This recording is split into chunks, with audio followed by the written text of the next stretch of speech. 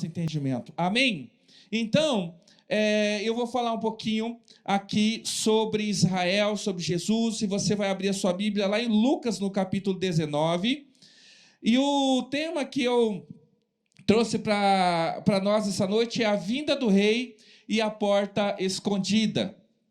Como sempre, eu procuro trazer um título, né? E às vezes alguns irmãos, às vezes tem algumas pegadinhas nesse título, né?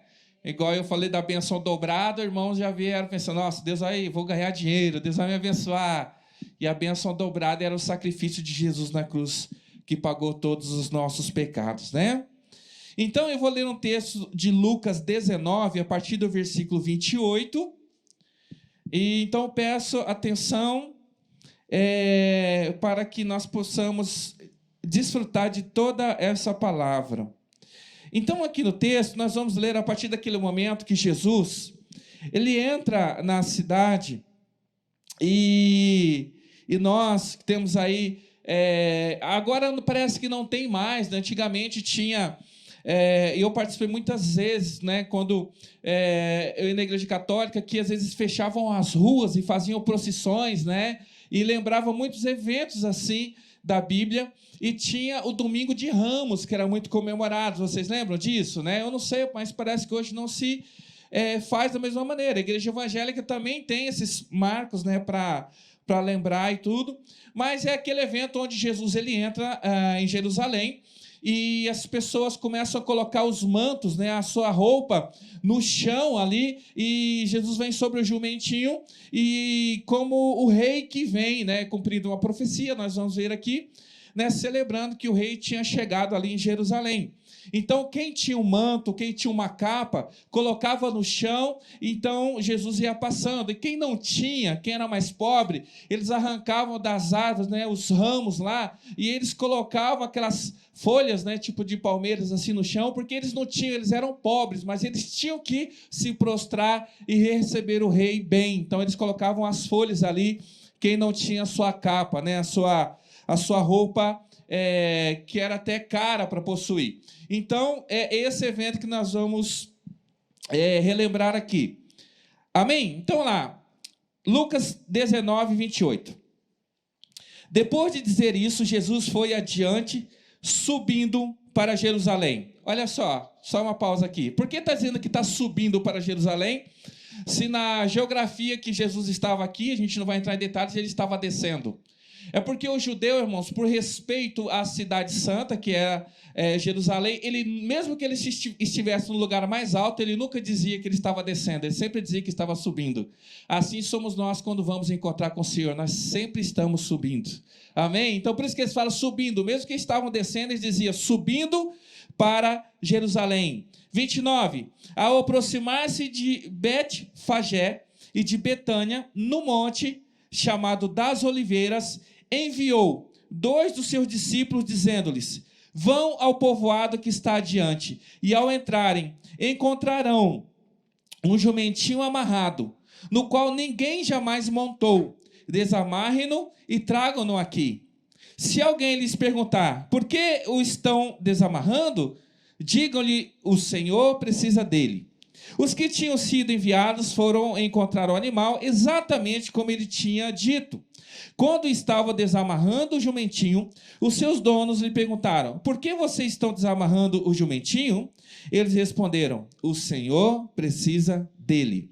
Levaram-no a Jesus, lançaram seus mantos sobre o jumento e fizeram com que Jesus montasse nele. Enquanto ele prosseguia, o povo estendia os seus mantos pelo caminho. Quando ele já estava perto da descida do Monte das Oliveiras, toda a multidão dos discípulos começou a louvar a Deus alegremente, em alta voz, por todos os milagres que tinham visto. E exclamavam: bendito é o Rei que vem em nome do Senhor. Paz no céu e glória nas alturas. Alguns dos fariseus que estavam no meio da multidão disseram a Jesus: Mestre, repreende os teus discípulos. Eu lhes digo, respondeu ele, se eles se calarem, as pedras clamarão. Amém? Mantenha esse texto aí aberto que nós vamos dar sequência. Mas olha que interessante. Chegou o tempo de cumprir o ministério de Jesus. Ele veio para morrer. Ele veio para dar sua vida pela humanidade. Então, ele chega aquele momento que Jesus, ele faz um pedido estranho. Vai lá, busca um jumentinho assim e tal, e os discípulos vão, está exatamente como Jesus havia orientado. E por que, então, ele pede o jumento? E eu quero trazer aqui o cumprimento da primeira profecia que nós vamos falar essa noite, que está lá em Zacarias, tá? Zacarias. Se você for abrir sua Bíblia, então você abre lá, no meio da Bíblia, tem Mateus, aí vai ter Malaquias, que é o último livro do Antigo Testamento, aí então vem Zacarias. Para você não ficar procurando, então vai da metade ali, volta atrás no capítulo 9. Para você que não achou o texto, ou está sem a sua Bíblia, eu vou ler o versículo 9 e 10 de Zacarias, capítulo 9. Zacarias é um profeta, e ele diz a respeito do Messias que viria, que aquele que era o prometido de Deus, ele deveria cumprir algumas coisas, profecias na palavra. Então, quando Jesus ele pede ali o jumentinho, ele se referia a esta profecia que diz assim. Aí nós vamos entender por que aquele povo estava gritando.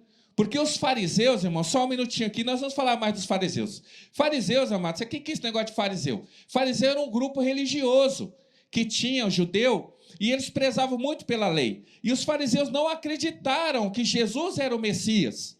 Então eles não entenderam por que a euforia de Jesus montado no jumento. Mas Zacarias falava disso lá. Vamos ao texto. Zacarias 9, 9. Alegrem-se pouco? Não. Alegre-se muito, cidade de Sião. Exulte, Jerusalém. Eis que o seu rei vem a você, justo e vitorioso, humilde e montado num jumento. Um jumentinho cria de jumenta. Olha só. Então a profecia dizia o seguinte, que o rei, ele virá montado num jumento.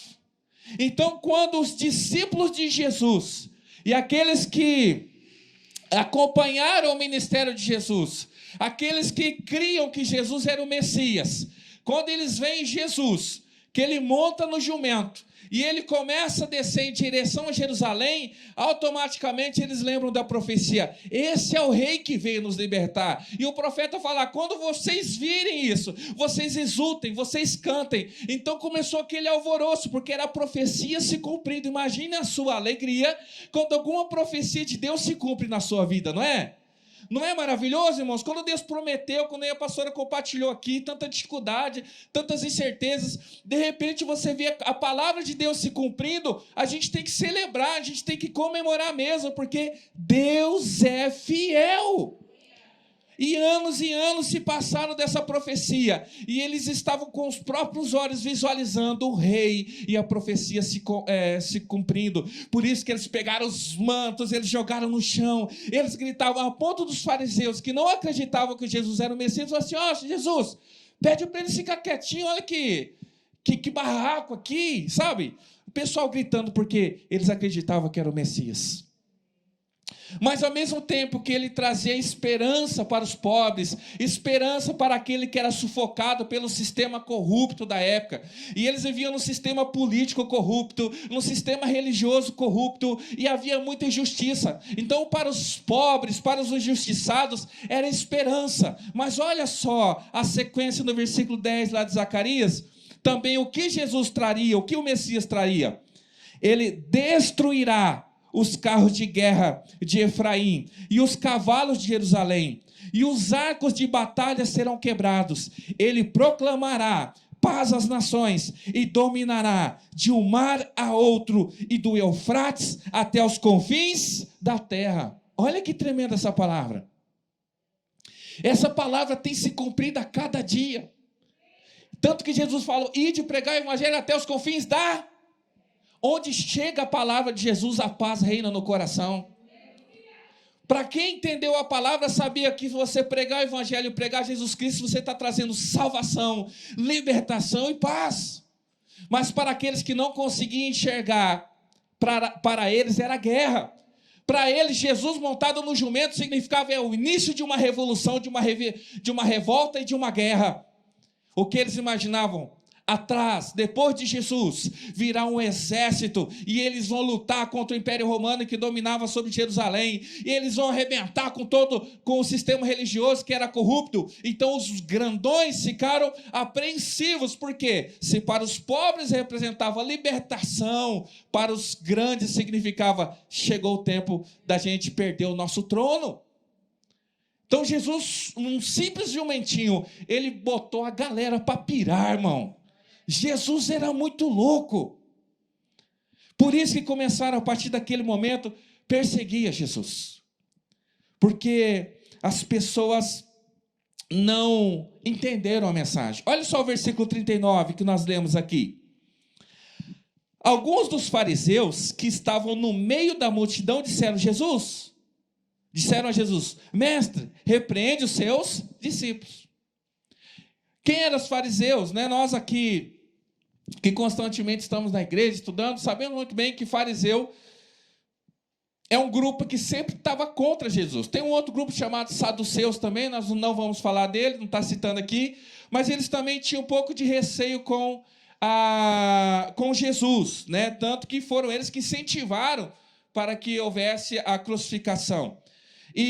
Mas eu quero dizer uma coisa: por que esses fariseus eles tinham tanta força, tinham tanto poder na época que Jesus veio?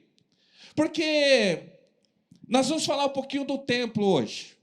Quando Davi, lembra quem veio ontem aqui, quem assistiu o culto pela internet? Quando Davi morreu, antes de morrer ele deu uma missão para Salomão, não é isso? Qual foi a missão que ele deu a Salomão? Construir um templo, era uma casa, um lugar para colocar a Arca da Aliança e lá fazer o rito de adoração, porque até então era feito numa tenda.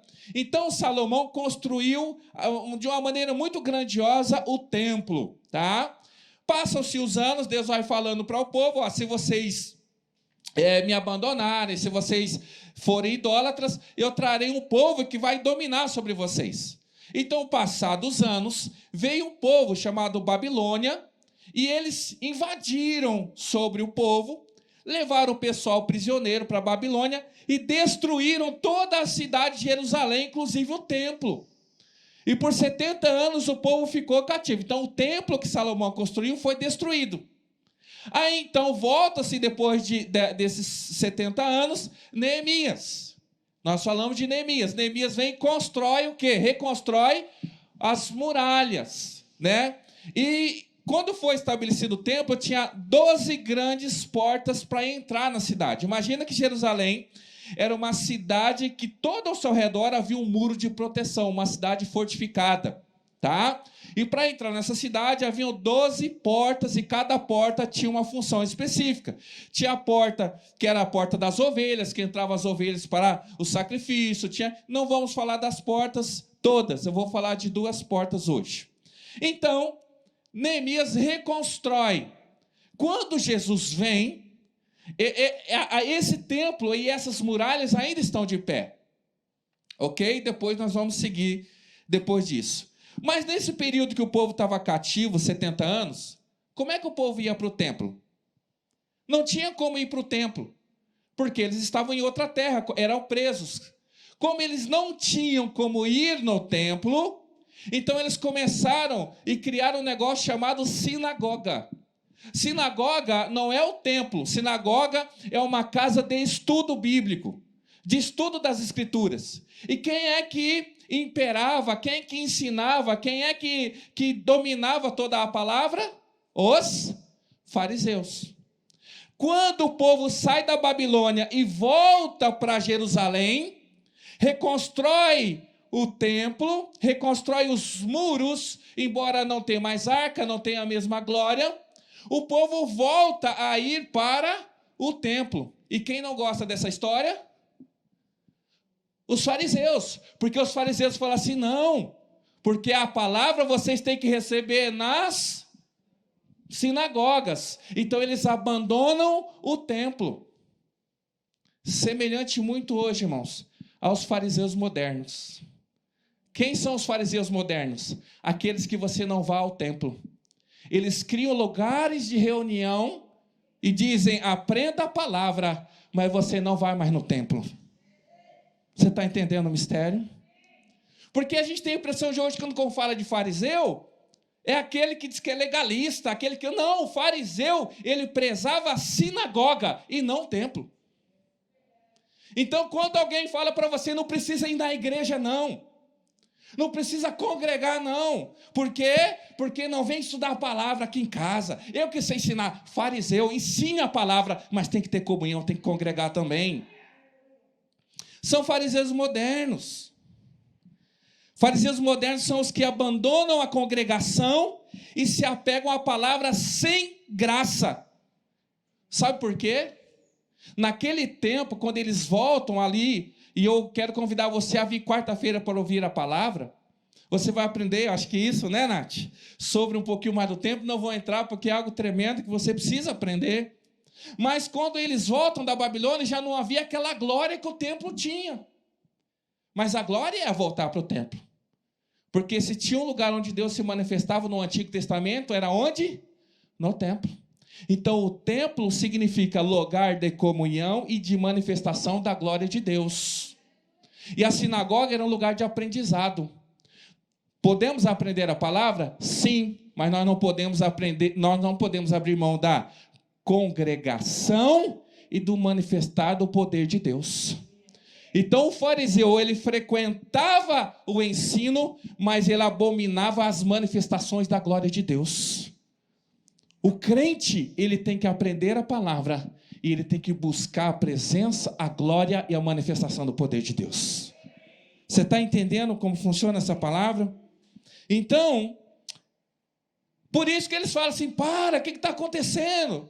E era a profecia se cumprindo, mas eu falo assim, não, que profecia? No versículo 40, então, Jesus ele diz assim, eu lhes digo, respondeu, se eles se calarem, as pedras clamarão. Ou seja, quando eles gritavam, eles estavam anunciando, o Messias chegou. Irmãos, nós não podemos deixar de anunciar que os Messias chegarão. Vai voltar. E aqui, 1 Pedro, eu vou ler para você, capítulo 2, versículo 4 e 5, diz assim, à medida que se aproximam dele, a pedra viva, rejeitada pelos homens, mas escolhida por Deus e preciosa para ele, vocês também estão sendo utilizados como pedras vivas na edificação de uma casa espiritual, para serem sacerdócio santo, oferecendo sacrifícios espirituais aceitáveis a Deus por meio de Jesus Cristo. O que Pedro está dizendo, Pedro, qual que era o nome que Jesus deu a Pedro? Pedra, lasca de pedra, olha só, a pedra está falando, se você se aproximar da pedra, pedrinhas vocês se tornarão. Jesus é a pedra rejeitada, e quanto mais nos aproximamos dele, mais parecido com ele nós nos tornamos, e por isso que nós somos pedras vivas que clamam. Mas o interessante do texto de 1 Pedro, lá no versículo 5, que ele fala assim, vocês também estão sendo utilizados como pedras vivas, olha só, na edificação de uma casa espiritual. Lá em Coríntios 6,19, diz que nós somos templo do Espírito Santo. Nós somos o quê? Eu sou o templo do Espírito Santo. E você? Você também. O que é templo? Templo é lugar de sacrifício, lugar de culto. Então, cada um de nós é um templo. Cada um de nós é um lugar onde nós vamos oferecer a Deus um culto particular. Romanos 12, lembra? Apresentai os vossos corpos, né? Como sacrifício vivo, não é isso? Então, olha só, gente, já aprenda o seguinte, cada um aqui é um lugar de culto. Quando você dobra o seu joelho na beira da sua cama, você está prestando culto ao Senhor. Quando você está no seu carro adorando o Senhor, você está cultuando o Senhor. Então não importa o lugar e nem quantas pessoas estejam contigo. Você pode adorar, você pode prestar culto a Deus. Lembra que Daniel, ele foi punido, porque ele estava fazendo o quê? Mas ele estava com muita gente? Ele estava sozinho, na casa dele. Ele estava cultuando a Deus. E o único Deus que deveria ser adorado naquela época, quem era? Nabucodonosor. Então, olha só, sozinho Daniel fez um culto. Sozinho você pode fazer um culto também. Então, todos nós somos, cada um de nós somos um templo. Mas o que Pedro está falando aqui, em 1 Pedro 2, no versículo 4 e 5, ele fala assim, vocês também, vocês, plural, estão sendo utilizados como pedras vivas na edificação de uma casa espiritual. O que é essa casa espiritual? O que Paulo diz aos Efésios lá? Que a base da igreja fundamenta é os apóstolos e os profetas. Jesus é a pedra angular. E nós somos o quê? As pedras vivas que compõem isso que nós chamamos igreja. Entenda, você é templo, igreja é quando nós nos reunimos com pedra. Irmão, quem está construindo aqui um tijolo, já dá para morar num tijolo? Não dá, né? Dá para morar no tijolo, gente? Mas se você pilhar um monte de tijolo, um em cima do outro, dá para entrar dentro? É isso que é igreja. Templo, você faz o seu culto aonde você quiser. Mas se você quiser ser igreja, você tem que unir com os crentes. E ali construir uma casa espiritual para Deus. Por isso que nós chamamos isso aqui de casa de Deus. Porque quando isso aqui está vazio, irmão, é só um salão. Quando a gente sair daqui, isso pode ser padaria, bar, varejão, qualquer coisa. Mas enquanto eu e você estivermos juntos nesse lugar reunido, 2 ou mais... Nós somos igreja do Deus vivo e esse lugar é uma casa espiritual. Então não basta você oferecer o seu culto particular, você tem que ser igreja. Deixa eu dizer, Deus não vem buscar templo, Ele vem buscar igreja. Jesus ele não vai buscar templo, Ele vem buscar igreja. Eu sou pedra viva. E Jesus fala, as pedras clamarão. Pode destruir o templo, mas eu levantarei a igreja. E as pedras vão clamar. E cada atitude nossa, cada comportamento nossa, está dizendo a respeito do Deus que a gente serve. Se você mente, você serve um Deus mentiroso. E aquele que mente desde o princípio, diz lá, é o diabo. Se você se prostitui, você está servindo um Deus de prostituição. E o nosso Deus é santo. Agora, se você abençoa, se você é justo, se você é correto, se você não mente, se você não trai, se você não faz aquilo que o mundo faz, significa que você se torna servo de Deus. E tudo que nós fazemos reflete quem Deus é. Para um geólogo, se ele pegar uma pedra, ele sabe de onde saiu aquela pedra. Ele sabe que tipo de pedra que é e que local geralmente aquela pedra está. Então, pela qualidade da nossa vida, nós declaramos quem é Jesus. Nós somos templo e quando nos reunimos, nós somos casa. Sabe por quê? Porque no templo, Deus ele se manifestava. Mas na casa, ele habita. E o Senhor habita no meio dos louvores. Ele habita na casa onde nós nos reunimos no seu nome. Amém? Glória a Deus. Mas, no versículo 41 e 42, que eu não li com todos vocês, Jesus segue, ele fala assim, Jesus ele estava indo em direção aonde? Jerusalém, não é? Quando se aproximou e viu a cidade, Jesus chorou sobre ela e disse, se você compreendesse nesse dia, sim, você também, o que traz a paz, mas agora isso está oculto aos teus olhos. Imagina que os discípulos de Jesus estavam lá celebrando, algumas pessoas estavam eufóricas porque sabiam, queriam que ele era o Messias. Mas quando ele chega do alto, e aqui eu quero não precisamos mostrar mapa, ele chegou no Monte das Oliveiras. E do Monte das Oliveiras, um dia nós vamos lá visitar Israel, amém, irmãos? Eu tenho o desejo de conhecer. Mas do Monte das Oliveiras, você vê o templo. Você vê Jerusalém, a Jerusalém ali do alto. E quando Jesus ele chegou naquele lugar, diz que ele chorou. Por que ele chorou? Porque ele sabia que as pessoas não iam reconhecer quem ele era. Ele chorou porque, embora pessoas estavam gritando o nome dele, chamando ele de Messias, ele sabia que a maioria daquela cidade não reconheceria quem ele era. Será que Jesus, quando ele olha para a nossa cidade, quando ele olha para a nossa casa, será que ele se alegra ou ele chora? Será que ele se alegra em saber que todos estes creem em meu nome? Ou será que tem pessoas que duvidam? Mas ele diz aqui que a cegueira, ele fala no versículo 42 e diz: se você compreendesse nesse dia, sim, você também é o que traz a paz, mas agora isso está oculto aos seus olhos. Por quê, irmãos? Embora aqueles poucos estavam reunidos ali, dizendo que Jesus era o Messias, a maioria da cidade estava alheia a quem realmente Deus era. Sabe que nesse exato momento, muitas igrejas estão reunidas, não estão agora? Mas comparada à população, irmãos, da nossa cidade, são minoria. Diz o censo que no Brasil, na nossa nação, 20, 22, 25, com muito otimismo, 30% da população é evangélica. Não é pouco, mas a maioria ainda não crê que o Senhor Jesus, ele é o Salvador e o Messias. Então eu imagino que quando Jesus, se fosse como nessa época, ele também olharia para a nossa nação e ele choraria, porque ele viria que a maioria das pessoas estão com o coração fechado para ele ainda. Mas mesmo assim ele vai cumprir a sua missão. Sabe por quê? Jesus não se importa se é para um, se é para 1 milhão. Ele amou a cada um. E ele morreria que se fosse por um só, porque ele nos ama de maneira tremenda. Por isso que Jesus ele pode ter promovido esse culto só para salvar você hoje.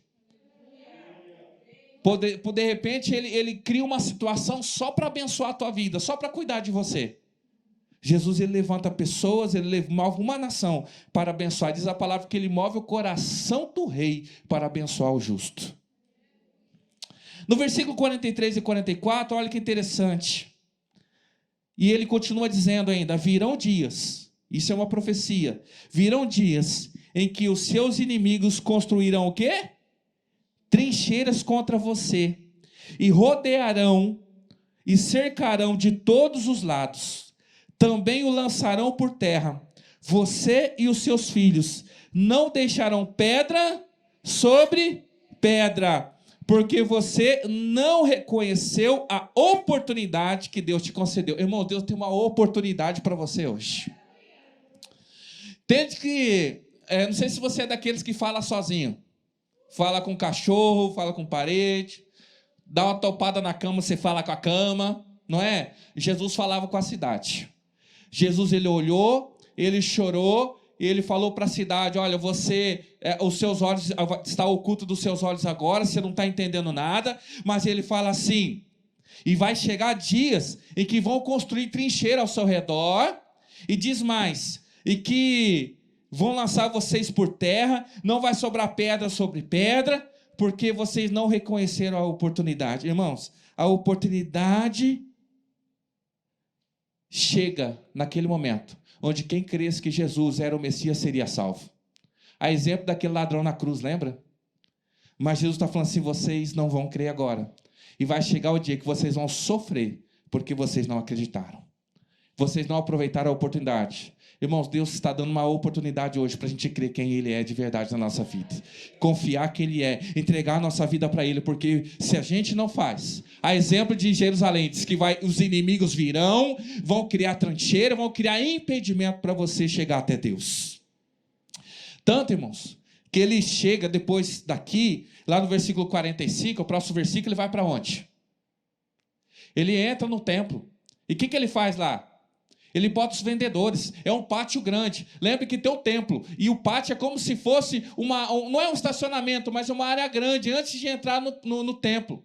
E lá tinha gente comercializando sacrifício, comercializando animais que deveriam ser criados pelas próprias pessoas que iam sacrificar. Sabe o que Jesus está simbolizando ali?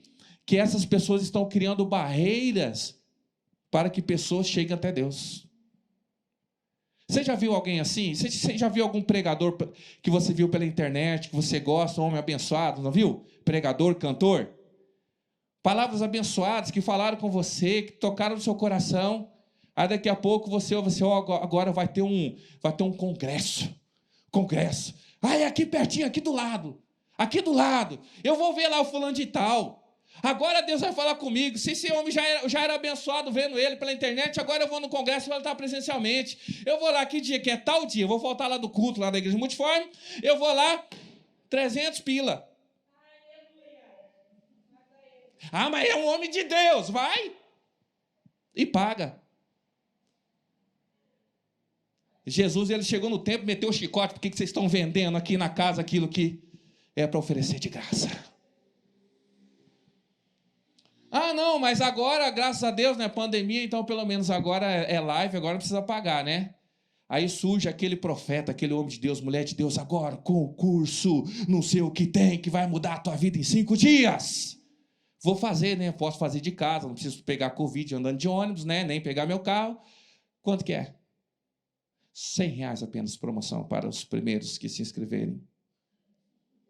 Para receber uma palavra que vai mudar a tua vida. Não seja trouxa, igreja. Não seja trouxa. Jesus contra esses que vendiam o sacrifício, ele meteu o chicote. Falava, pastor, mas lá ele vendia... Não, eles vendiam desde carneiro até pombinha, até o quilo de farinha era vendido lá. Não importa quanto você paga, valoriza aquele que derrama de graça na sua vida. Então, eles comercializavam a fé. Jesus está dizendo, vão colocar trincheira, vão criar impedimento para você chegar até Deus. Irmãos, e eles construíram. E fica atento, irmão. Quando você se propõe no teu coração que você vai para a igreja, você propõe no seu coração que você vai buscar alguém, que você vai para a presença de Deus, as barreiras começam a ser levantadas. E aqui eu quero começar essa mensagem nessa noite. Quando a gente se propõe a se aproximar de Deus. Irmão, quando você bota na tua cabeça que você vai chutar o pau da barraca, que você vai meter o pé na jaca, chutar o balde, chutar o que você quiser. É só você pensar que o telefone começa a tocar, a mensagem começa a chegar. Não é? É festa, é mulher, é homem, é não sei o que tem, é não sei na onde. É só você pensar. Porque quando é para pecar, irmão, surge ponte. Agora, quando é para buscar o Deus, é buraco que se abre para você não passar. Trincheira é uma valeta no chão para você não passar. Agora, quando você põe no teu coração, você quer saber? Não vai adiantar nada. Eu vou fazer. Começa tudo a acontecer. Porque para o pecado são construídos pontes. Mas quando você coloca no teu coração que você vai servir a Deus, irmão, parece que abre o chão à tua volta e você não consegue sair do lugar que você está. Jesus está falando, a oportunidade é hoje. Mas se vocês não aceitarem hoje, trincheiras serão abertas que vai dificultar a aproximação de vocês. E ele ainda diz, não vai sobrar pedra sobre pedra. Sabe o que não é sobrar pedra sobre pedra? Quando você pega uma pedra e você rala ela, aquilo que sobra é o quê? Pedra? Pó, farelo. Sabe que Jesus fala isso depois de 70 anos. Jesus... depois de 70 anos, depois aqui de mais ou menos 40 anos que Jesus ele lança a profecia. Jesus já tinha morrido, já tinha ressuscitado, a igreja já estava deitando caroço, já levando, pregando para todo canto. Lá em Jerusalém continua tudo a mesma coisa. E aí o Império Romano ele começa a estabelecer algumas coisas. Porque quem governava sobre Jerusalém eram os romanos. E eles começam agora a colocar estátuas dos seus imperadores para que os povos adorassem. Aí os judeus, sabe, os fariseus, falam, não, nós não adoramos não, que nós somos... Começaram uma revolta, não, aqui não vai colocar estátua, não vai colocar nada não. Aí se levanta um general, Tito, e ele pega então esses caras e rebenta sobre eles. Sabe o que eles fazem com Jerusalém? Eles destroem o templo, destroem as muralhas e eles moem as pedras. E aquele grande muro se tornou um grande monte de entulho, se cumprindo a profecia de Jesus dizendo, não vai sobrar pedra sobre pedra. Porque a palavra de Deus, ela se cumpre. Sabe, irmãos, mas eu vou dizer, passam-se os anos, Aqui, depois do ano 70, que o templo foi destruído, nesse ano aqui, os apóstolos todos já estavam ali, o último ali, João talvez, mas os 12 ali já tinham morrido, a igreja continua avançando, e assim vão pelos anos. Quando chega lá em 1500 e alguma coisa, já não é mais os romanos que dominam sobre Jerusalém. Agora são os muçulmanos. Os muçulmanos chegam naquela cidade, e os muçulmanos acreditam que Maomé, que é o principal da religião deles, ele vai voltar também naquele mesmo lugar, que é onde era o templo. Então, eles pegam e reconstroem o templo. No lugar do templo, eles colocam uma mesquita. Se você for procurar a imagem de Israel, você já vê um lugar que é um domo assim, dourado, né? Que é uma mesquita, aquele lugar que eles acreditam que Maomé vai voltar, que é no mesmo lugar que era o templo. Então agora o templo já não mais, o templo já está destruído, só que eles reconstroem a muralha. E aí eles vão reconstruindo a muralha e pegam o mapa da Jerusalém antiga e vão colocando aquelas pedras de novo. Só que lembra que eles derrubaram a muralha? Então aquelas pedras moeram. Então o que eles fizeram? Eles construem em cima do pó das pedras. Em cima daquele alicerce ali, eles levantam. Mas olha que interessante. Aí vem um cara, eu não vou falar nomes e datas aqui para não confundir a nossa cabeça, não é importante. Muçulmano, para quem gosta de história, na época do Império Otomano, isso daí. Ele começa a construir, e aí ele começa a levantar cada uma das 12 portas que tinham sido destruídas. E aí então ele constrói o muro, e quando ele está construindo uma porta específica, chamada Porta Dourada, ele está lá construindo a porta, ele construiu já, se você procurar a imagem, ele fez tudo bonitinho, aí tinha a porta. Aí um muçulmano chega e fala para ele assim, rapaz, existe uma profecia dos judeus que vai vir um Messias, que vai libertar o povo. E esse Messias vai entrar por essa porta, que é a porta do Oriente. Aí sabe o que esse muçulmano fez? Ele tapou a porta. Porque se Jesus voltar, se o Messias voltar, se Jesus vier, porque para eles não veio ainda, que porta que ele vai entrar? Não vai se cumprir a profecia, porque a porta está fechada. Aí eles fizeram mais uma coisa também, porque lá em Números, não vamos entrar aqui também no texto, mas Ezequiel 43, eu posso ter a atenção de vocês mais 15 minutos? Ezequiel 43. Essa era a profecia. Ezequiel, profeta. Deus deu uma visão para ele. Ezequiel 43, versículo 1. A visão que o profeta teve foi o seguinte. Então o homem levou-me até a porta que dava para o leste. Era essa porta aqui que nós vamos falar dela agora. E vi a glória de Deus de Israel que vinha do lado leste. Sua voz era como o rugido de águas, avançando, e a terra estava refulgente com a sua glória. A visão que tive era como a que eu tinha tido quando ele veio destruir a cidade, e como as que eu tinha tido junto ao rio Quebar. E eu me prostrei, rosto em terra. A glória do Senhor entrou no templo pela porta que dava para o leste. Então o Espírito pôs-me de pé e levou-me para dentro do pátio interno. E a glória do Senhor encheu o templo. Agora deixa eu te falar. Jesus, ele estava em cima do Monte das Oliveiras e ele chorou, amém? Ele viu a cidade. No versículo 45, lá diz que ele entrou e ele encontrou quem? Ele bateu em quem? Nos comerciantes que estavam aonde? No pátio do templo. Deixa eu falar uma coisa para você. A porta do leste que eles estão falando é a porta que Jesus entrou. Ele saiu do Monte das Oliveiras, desceu e ele entrou dentro do templo pela porta que Ezequiel disse que o Senhor entraria e a glória entraria novamente no templo. Jesus, quando ele desce do jumentinho, ele entra pela porta, ele está cumprindo a profecia que Ezequiel tinha dito. Mas os judeus não entenderam, porque para nós, Jesus é o Messias. Para eles, era apenas um maluco montado no jumentinho. Sabe o que os muçulmanos fizeram, além de tapar a porta? E aqui eu quero trazer essa aplicação para nós.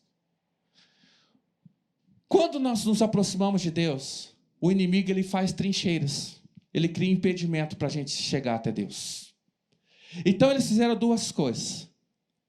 Primeiro, eles construíram um cemitério. O que isso tem a ver, pastor?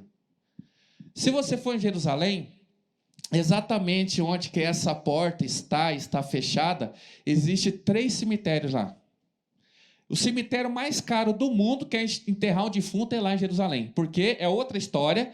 A Bíblia diz que quando Jesus voltar, aqueles que estão em Cristo ressuscitarão primeiro. Então eles acreditam que quem está enterrado naquele cemitério lá em Jerusalém vão ser os primeiros a ressuscitar. Irmão, morrer pode me jogar em qualquer vala, eu vou ressuscitar junto do mesmo jeito. Pode queimar, pode torrar, jogar o pó no vento, que quando Jesus voltar, nós vamos do mesmo jeito. Mas naquele cemitério tem um cemitério muçulmano, um cemitério judeu e um cemitério cristão. Mas olha só, por que os muçulmanos construíram um cemitério? Porque quando você vai lutar, quando é batalha, quem já viu os filmes de época, de estratégia, quando o inimigo vem, nas muralhas, eles impedem o inimigo de chegar, né? Eles colocam catapultas, não é? Que jogam pedras. Eles fazem trincheira, não tem aquele lago e coloca a ponte assim, ó, não é? Então, por quê? Porque você não quer que o inimigo entre. Então, para os muçulmanos, para aquele povo, o inimigo era Jesus que vinha, o povo de Deus que vem com o seu exército. Então, o que ele faz? Em vez dele colocar uma coisa, ele põe um cemitério. Por quê? Porque diz a lei judaica que um sacerdote, Jesus é o sumo sacerdote, Jesus é um homem santo, não pode tocar em nada morto e nem no túmulo de quem já morreu. Olha o que os caras fazem. Construir um cemitério ao redor de onde é a entrada que diz a palavra que o Messias tem que vir. Porque ele fala assim, é impossível ele passar, só se ele vier voando. Porque por qualquer caminho que esse Jesus vier, ele vai se tornar impuro segundo a sua própria lei, porque ele não pode tocar no túmulo. Isso tem a ver conosco. Tem a ver com o inimigo, para nos impedir de chegar até Deus. Ele começa a criar barreiras de morte ao nosso redor. Ele cria impedimento, tem cheiro de morte ao redor daquele que vai até Deus. Sabe, irmãos, como diz a palavra, o diabo, ele anda ao nosso derredor, como um leão rugindo, buscando, tentando nos tragar. Porque a estratégia do inimigo é nos cercar de morte. Mas sabe o que esses muçulmanos não sabiam? É que o nosso Jesus, ele morreu, ele foi enterrado, e ele desceu até as profundezas da terra, e diz que lá ele proclamou a sua vitória, e a morte já não pode mais detê-lo, porque ele já é Deus glorificado. Eles acham que Jesus, que o Messias virá pela primeira vez. Eles acham que Jesus vai vir como ele veio e eles não reconheceram. Por isso que ele falou, vocês estão cegos. Ele entrou com uma jumentinha de boa e ninguém deu bola. Agora ele não vem com jumento. Agora ele vem em glória. Agora ele não vem de baixo, ele não vem andando, agora ele vem em glória para estabelecer o seu reino na terra. Jesus chora e fala, vocês são tão bobinhos, vocês não sabem de nada, vocês não sabem que o Deus de toda a terra está adentrando agora nesse lugar. Aí vem esse muçulmano lá, descobrimos, vamos botar um cemitério, Jesus não vai entrar. E vamos fechar a porta. Pastor, vamos botar o cimento, botar as pedras, dá uma pesquisada sobre a porta dourada lá em Jerusalém. Tem a porta e um cemitério. Agora Jesus não vem. Mas mal sabia ele que ele estava fazendo se cumprir mais uma profecia. Vai lá comigo, Ezequiel 44. Amém, irmão? Pega a sua Bíblia. Eu prometo que eu estou quase terminando. Se você não gosta de Bíblia, não gosta dessa igreja, não volta mais aqui não, tá? Agora você gosta de aprender, você gosta de ser edificado, gosta de ser a verdade, vem, irmão, vem. Todo dia que o Senhor tem uma palavra especial para a tua vida. Então, estava lá, o general construiu o cemitério e teve uma brilhante ideia. Vou fechar as paredes aqui.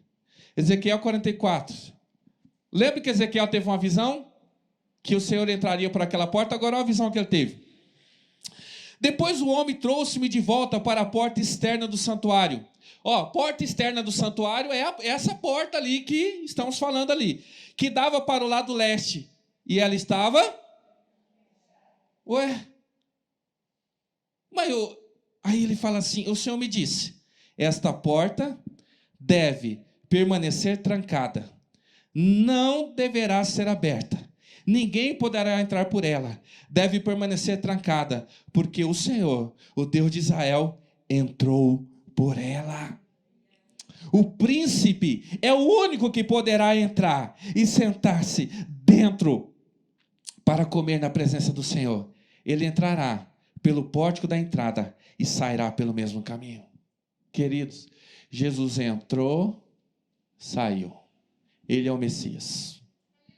Botaram o cemitério, fecharam a porta, mas cumprindo a profecia, dizendo, ninguém mais entra, porque o Messias já passou por ali. Glória a Deus. Ele já veio. Os judeus que não acreditam que Jesus é o Messias, eles estão até hoje aguardando a volta, a vinda do Messias. Eles estão aguardando, diz que eles têm o templo está pré-moldado, montado. Quem já viu essa história do terceiro templo? Por isso que aquela tensão ali na faixa de Gaza, Jerusalém. Porque o dia que eles tiverem, que eles entenderem os sinais das profecias, irmão, diz que eles estão preparados para enfiar um míssil naquele muro, abrir a porta, reconstruir ali. Em uma semana eles botam o templo de novo e falam, pode entrar, Jesus.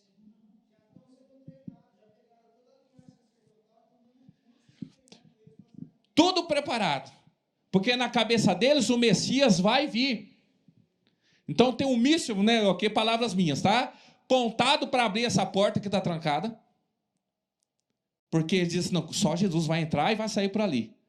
E eles vão ter que matar todos os muçulmanos que estão lá dentro daquele lugar para reconstruir o templo, botar sacerdote, botar arca, botar tudo para que a glória volte no templo. Estão lá hoje esperando, sentado. Esperando lá. E nós estamos como? Jesus olhando para cima. Eu falei, vem Jesus. Vem Jesus. Sabe, irmão, quero dizer para você. Enquanto tem gente que está cego, olhando para o lado, não sabe que quando, não sabe como, se vai morrer de Covid, se vai morrer de atropelado, como é que é? Está preocupado, será que está isso? Não consegue dormir, porque o pecado está tanto nas costas, que ele, meu Deus do céu, o que eu faço? Isso, não, irmão, nós já estamos dizendo, vem, Jesus volta, Jesus volta, Jesus volta, Jesus vem. Vem. Enquanto eles estão com a porta fechada, eu quero ler um texto, Salmo 24, que é para encerrar, 2 versículos para encerrarmos. Salmo 24, versículo 7, olha só que o salmista fala. Não precisa abrir porta para Jesus entrar. Não precisa abrir a porta da cidade, a única porta que você precisa abrir é do teu coração, que ele diz que estou à porta e bato. Mas a porta de Jerusalém está fechada. Mas se Jesus, quando ele voltar, irmão, ele volta por cima. Olha só que o salmista fala diante do Rei da Glória. O Rei da Glória não precisa abrir porta. Ele fala assim, abram-se ó portais, abram-se ó portas antigas, para que o Rei da Glória entre. Quem é o Rei da Glória? O Senhor forte e valente, o Senhor valente nas guerras. Abram-se ó portais, abram-se ó portas antigas, para que o Rei da Glória entre. Quem é esse Rei da Glória? O Senhor dos Exércitos, Ele é o Rei da Glória. Deixa eu dizer uma coisa para você. Jesus não precisa de porta para entrar em Jerusalém. E aqui eu quero trabalhar uma coisa, a Bíblia fala que quando Jesus voltar, é outra profecia que eles estão esperando também, porque aquele monte das oliveiras, ele vai rachar, ele vai abrir no meio. Então estão esperando um terremoto que vai rachar aquela terra. Mas aquela não fala da vinda do Messias, fala da volta já de Jesus. Que quando ele voltar, ele volta com a cidade santa. E o vale vai rachar, e ali a cidade santa será estabelecida. E serão julgados os vivos e os mortos. Para ser crente tem que ser meio doido, irmão. Para acreditar nesses negócios, um monte vai rachar. Acredita, irmão? O mar se abriu, morto ressuscitou. O que mais que aconteceu?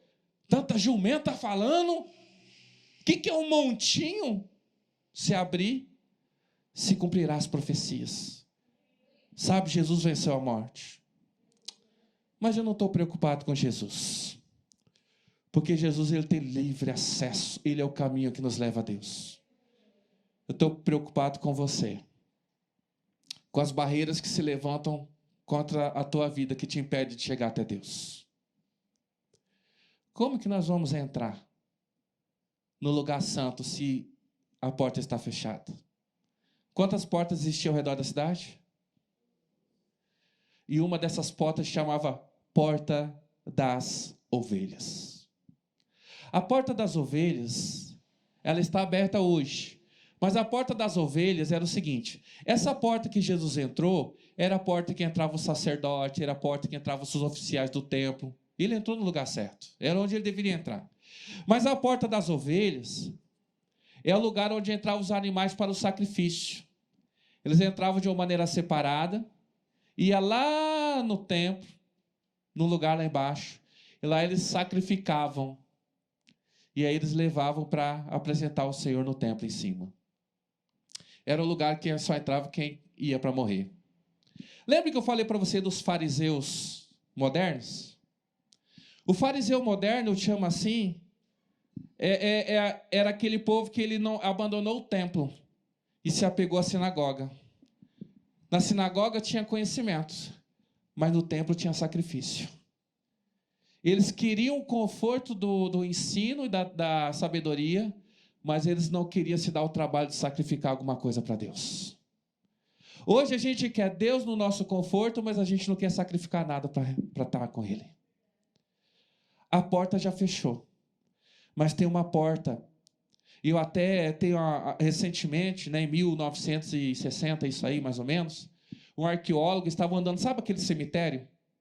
Aquele cemitério lá dos muçulmanos? Ele pisou num buraco lá e caiu. Quando ele caiu, caiu no meio de ossada de gente que estava enterrada.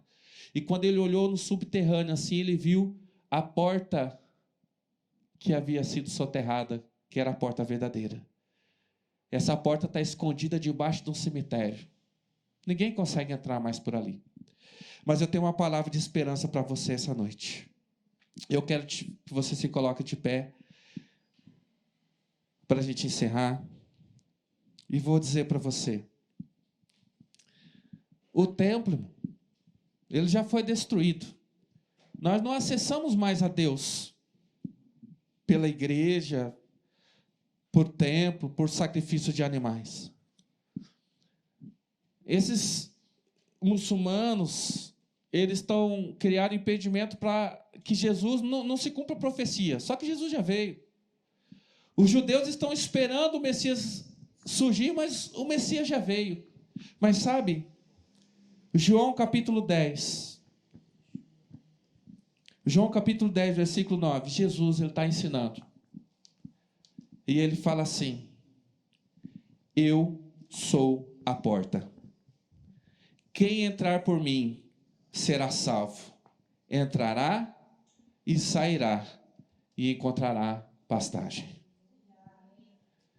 Sabe o interessante? Que se nós demos lá em João 10, no versículo anterior, deixa eu abrir aqui o texto, 10, 9.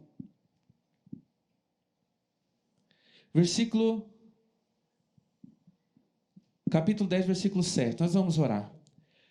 Então Jesus afirmou de novo: digo-lhes a verdade, eu sou a porta das ovelhas. Todo o que vierem antes de mim eram ladrões e assaltantes, mas as ovelhas não os ouviram. Eu sou a porta. Quem entra por mim será salvo. Entrará e sairá e encontrará pastagem. O ladrão vem apenas para roubar, matar e... Eu vim para que tenham vida e tenham... Eu sou o bom pastor. O bom pastor dá a vida pelas ovelhas. E agora, para alegrar o seu coração nessa noite. A porta das ovelhas era o lugar onde as ovelhas entravam para o sacrifício. Se ela entrava para o sacrifício, ela saía?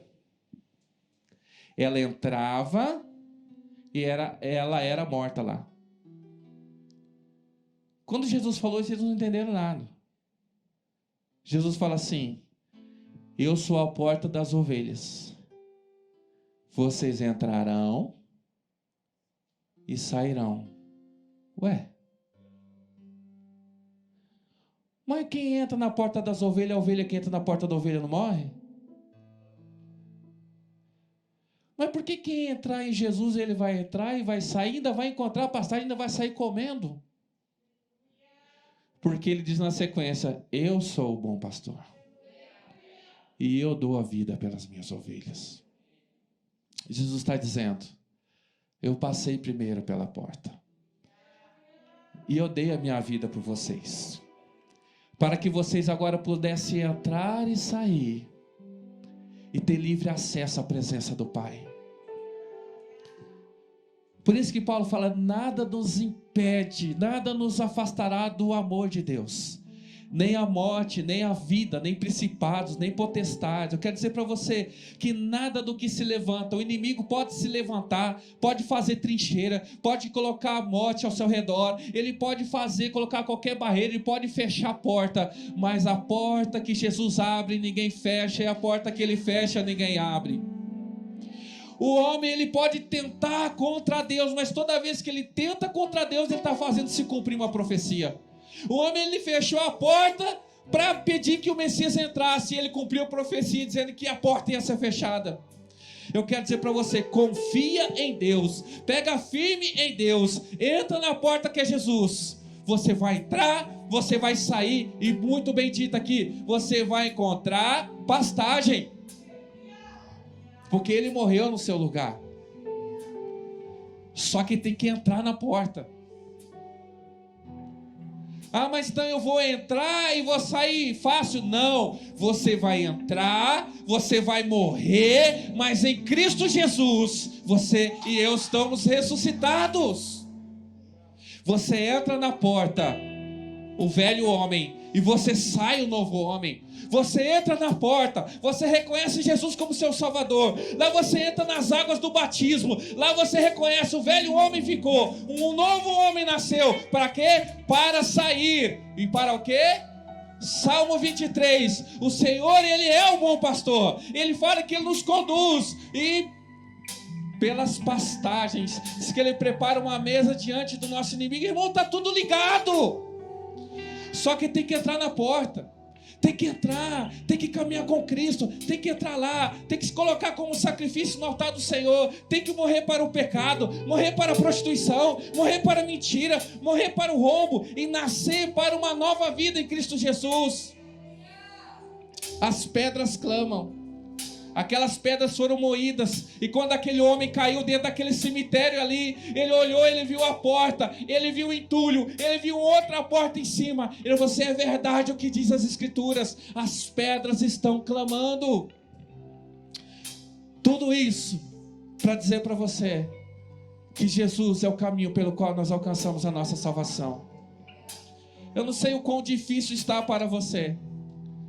O primeiro impedimento que se levanta na nossa vida quando a gente fala que vai caminhar com Deus é dentro da nossa casa.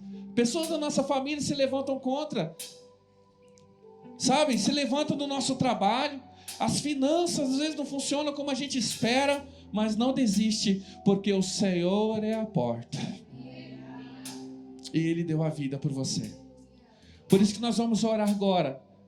Eu não estou sentado olhando para uma parede esperando Jesus voltar. Jesus vir. Eu estou olhando para os céus, porque é de lá que virá o nosso Senhor, nosso Salvador. Eu digo para você: Não abaixe a sua cabeça para nada e para ninguém. Caminhe olhando para o alto, porque é do alto que vem o seu socorro. É do alto que virá o nosso socorro. Deus é fiel, Ele é poderoso, a palavra dEle é verdadeira. Nada do que foi escrito passa, irmão, tudo se realiza. Nenhuma palavra vai passar sem que antes se cumpra. Nenhuma promessa de Deus na sua vida passará sem que antes se cumpra na sua vida. O rei já veio.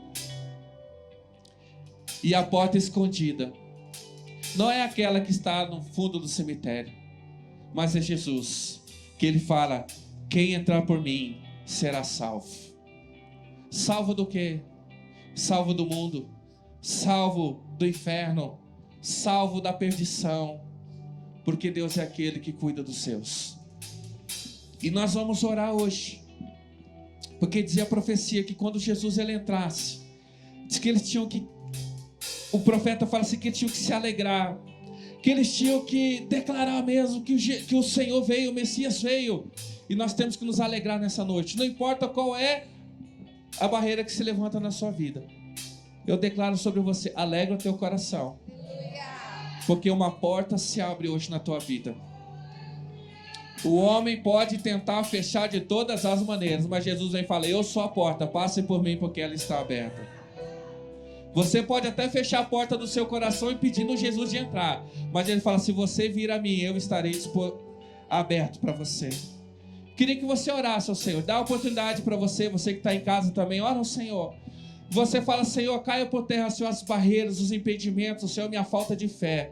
Eu quero, Senhor, ter um encontro com o Senhor. Eu quero renovar as minhas forças. Eu quero renovar a minha fé hoje, Senhor. Não importa quanto se levante o diabo, não importa quanto se levante o homem, Senhor. Eu sei que o Senhor é aquele que vence, Senhor. É aquele que vem, o Senhor, para dar vitória também para o seu povo, Senhor. A morte não pode deter, ó Senhor. As barreiras não podem segurar, ó Senhor, porque o Senhor é todo poderoso, Senhor. E toda a terra, Senhor, clama e declara que Tu és o Senhor e Salvador, ó Deus.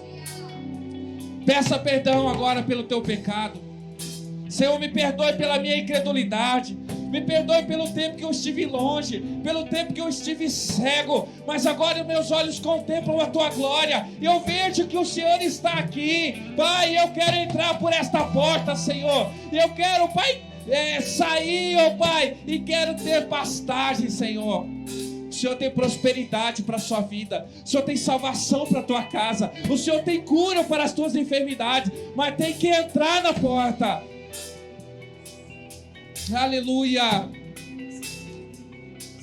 Senhor, fala os corações, Senhor. Fala alguma coisa para Deus. Aleluia. Para que entre o Rei, vem Jesus, o Rei da glória. Eu abro meu coração. Abre essa porta para que Ele possa entrar. Meu coração para que entre o Rei. Vem Jesus, o Rei da glória.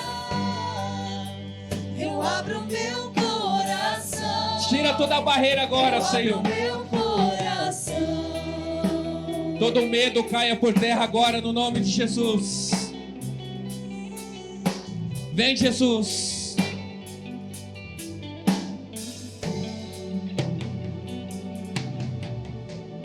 Para que entre o Rei, Jesus, o Rei da glória. Eu abro meu coração. Eu abro meu coração para que entre o Rei. Aleluia. Jesus, o Rei da glória. Eu abro meu coração. Eu abro meu coração.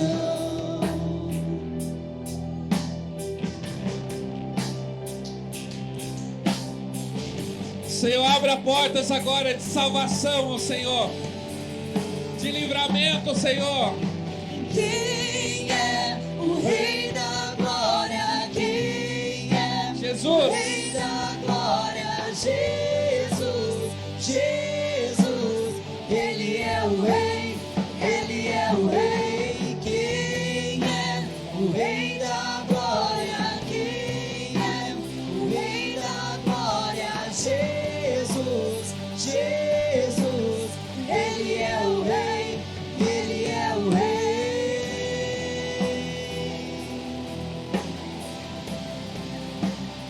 Jesus, Ele quer transformar a tua vida, quer mudar a tua história, Ele quer cumprir as promessas que já foram feitas sobre a tua vida.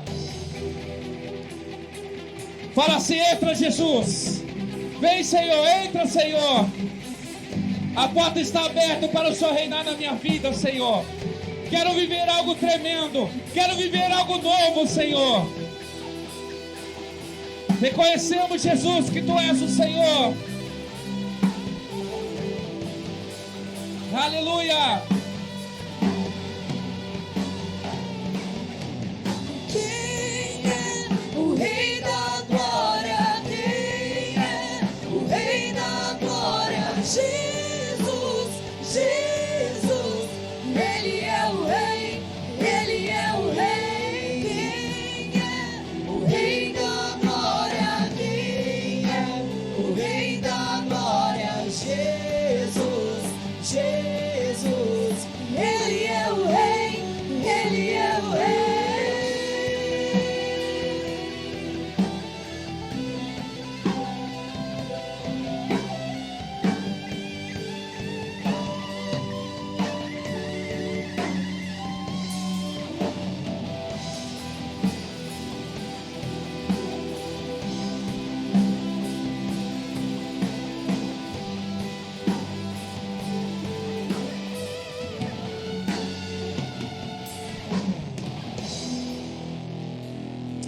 Aleluia.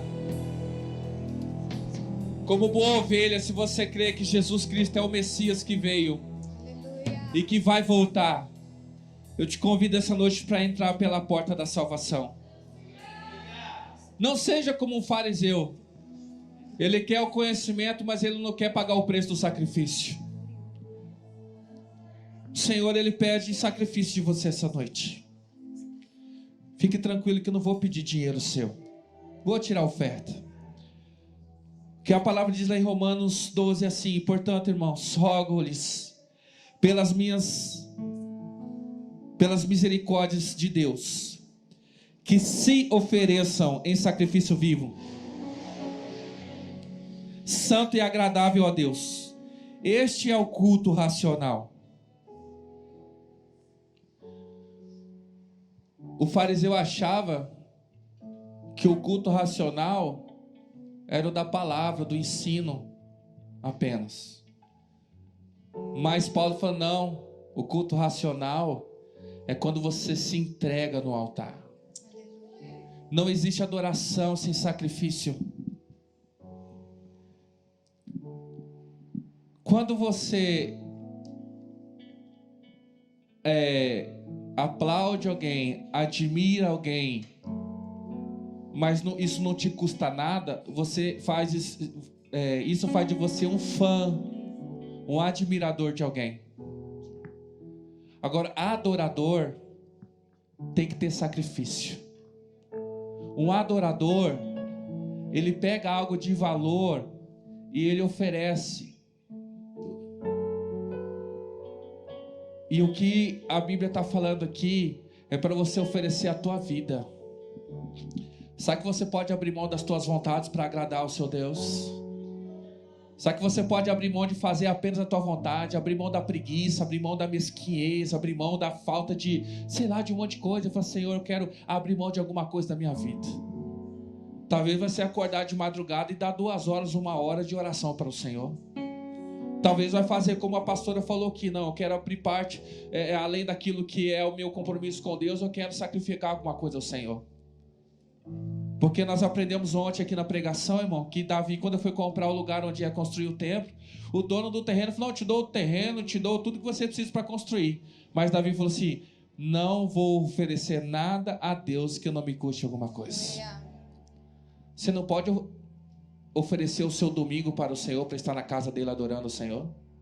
Você não pode ser pedra viva junto com os outros crentes pedras vivas, clamando que Ele vem, que Ele vem, que Ele é santo, que Ele é Salvador. Você pode se comprometer a trazer pessoas para a presença do Senhor, porque tem pessoas que ainda estão cegas, não estão enxergando, mas você enxergou. Deus se manifestou para você e você pode chegar e falar para eles: ei, o Messias já veio e Ele vai voltar. Por isso que o Senhor fala nessa palavra: o culto racional é de sacrifício. povo acha que culto racional é ficar com a mente assim. Não, irmão, culto racional é se entregar no altar do Senhor.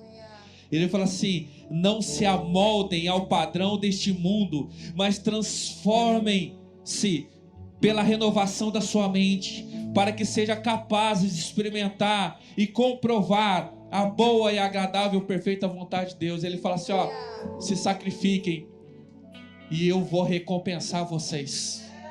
Vocês vão experimentar o que é uma vida de verdade. Vocês vão experimentar o que é uma vida de abundância, uma vida de glória, uma vida de presença de Deus. Isso eu quero perguntar para você, e você vai responder no seu coração. E se você quiser ser mais expressivo, você pode falar assim, ó: Você quer ser um sacrifício vivo hoje para o Senhor? Você quer oferecer um culto agradável ao Senhor, um culto racional? O culto emocional é você começa a chorar, aí você vem e você nem sabe o que você está fazendo. Não, é racional. É quando você assina um documento, transferindo o documento, aquele automóvel para alguém, transferindo a casa. Isso você faz racionalmente. Você está dando posse para alguém. O que nós estamos falando hoje assim, você dá posse da tua vida para Jesus Cristo reinar e governar sobre ela. Então ofereça esse culto racional hoje. Eu poderia te pedir uma oferta, dá 100 reais aí, dá 500 reais aí, dá 1.000 reais. Não, hoje eu estou pedindo a tua alma, a tua vida. Você pode oferecer isso a Deus? Você já entrou na porta das ovelhas. Luta.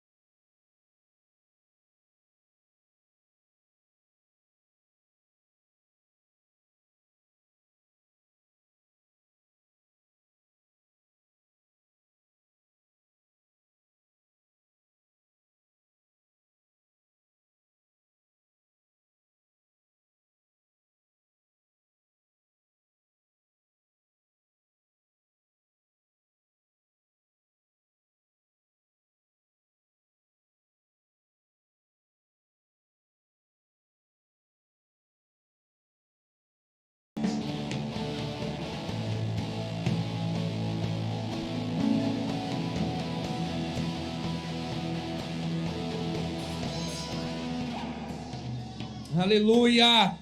Aleluia! Se você quer uma porta aberta na tua vida, ora assim comigo, fala: Senhor Jesus,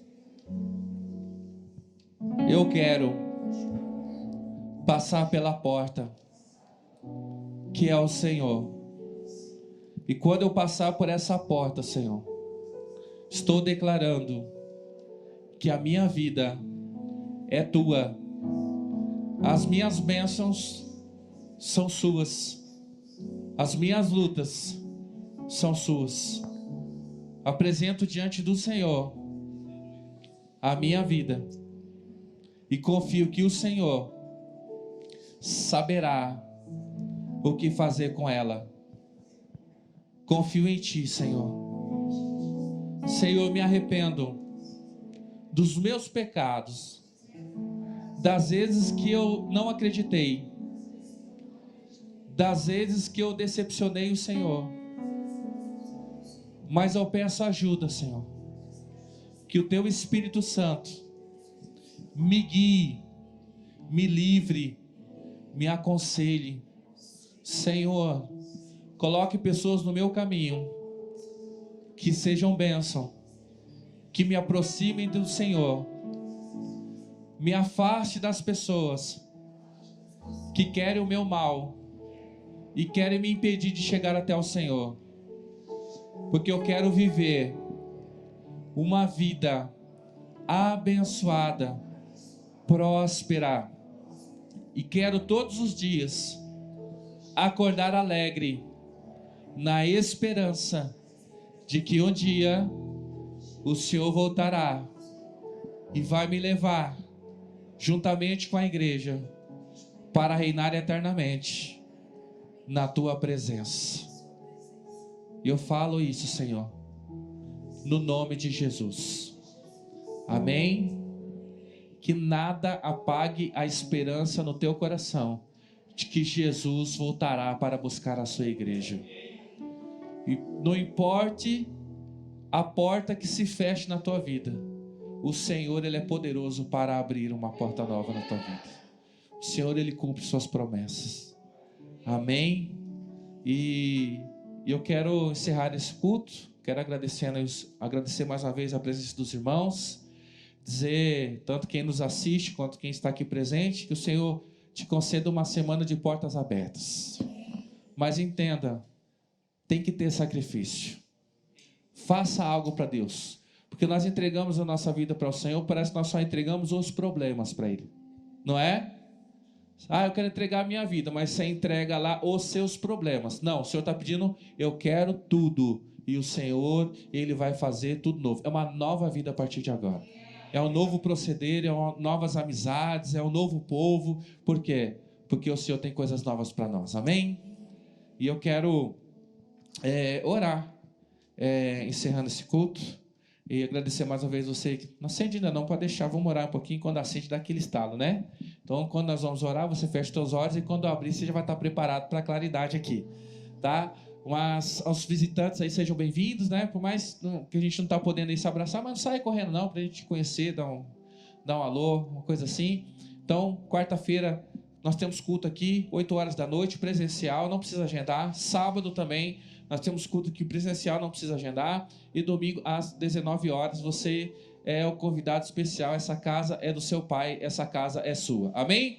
Então, vem, que o Senhor te abençoe tremendamente. Amém? Então nós vamos, estende suas mãos assim e feche os teus olhos, que o Senhor, Ele quer acrescentar algo mais na sua vida nessa noite. Senhor, eu oro sobre a vida dos teus filhos agora, Senhor, neste lugar. Aqueles que creem, Senhor, que Tu és o Messias, Tu és o Salvador, aquele que veio, morreu para nos salvar, ressuscitou e está à direita de Deus Pai, Senhor. Pai, esses que creem dessa maneira, Pai, aguarda a sua volta, Senhor, a volta gloriosa que o Senhor vai realizar, Senhor, nos ares, para buscar a Tua igreja, Senhor, sobre esse povo que crê, esse povo de fé, Senhor. Eu declaro, Senhor, portas abertas sobre a vida deles, ó Senhor. Para aqueles que decidiram entregar a sua vida, Senhor, para Ti nessa noite. Peço, Senhor, começa a trazer transformações tremendas, ó Pai, nesses dias, na vida deles, ó Pai. Que o Senhor comece a falar, que o Senhor comece a consolar o coração deles, falar tremendamente. Muda decretos, ó Senhor. Traga cura sobre a vida deles, ó Senhor. Muda histórias, ó Senhor. Porque é o Deus que Tu és o Deus que transforma a nossa vida, Senhor. Por isso que eu declaro sobre a vida deles que o grande amor de Deus Pai, a graça do nosso Senhor e Salvador Jesus Cristo e as doces consolações do Espírito Santo estejam todos os dias com a igreja até que o Senhor venha. Todos nós dizemos amém. E essas mãos que você usou para receber, você usa para glorificar agora a Deus, dando palmas para Ele, amém? Glória a Deus.